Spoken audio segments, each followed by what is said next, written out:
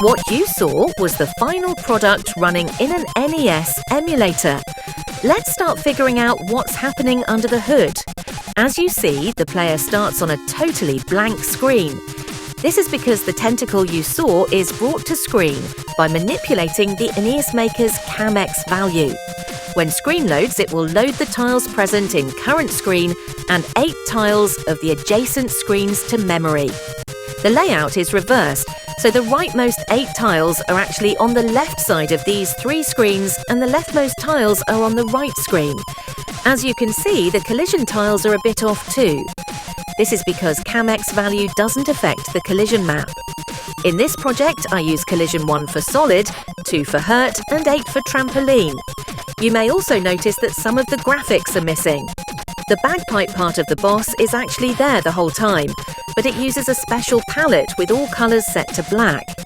Same goes for player and platforms, but platforms are sprites, because when the tentacle hits, they would also move at the same time. Let's go and run our game.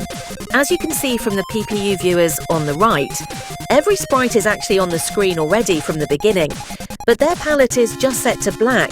You can see from the name table window how we move the big tentacle to screen by manipulating the CamX value over time.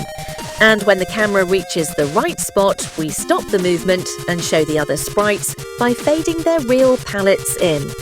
Then it's time to start another timer that waits a while and then runs a sequence of Y coordinates and stores them over time to a variable called CamY. That makes the illusion of a hitting tentacle, and while all of the other things are sprites, they remain stationary when the camera moves. You may also remember that collision tiles won't change with the camera. That is great because otherwise there wouldn't be any platforms to stand on. The next thing is to make the bagpipe part visible so it could be jumped on.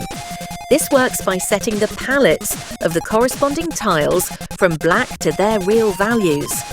At this point, we have to keep in mind that we don't move the camera because bagpipe tiles would move too. The last thing is to make the left tentacle do some action.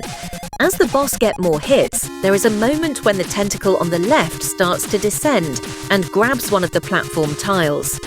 This is really easy to do. Just remove the sprite and make another sprite follow the tentacle to make it look like it is carrying it. Also, the solid collision has to be removed. And that's it.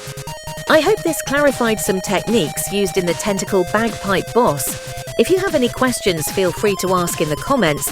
And since my channel is new, I would appreciate if you subscribed if you liked this video.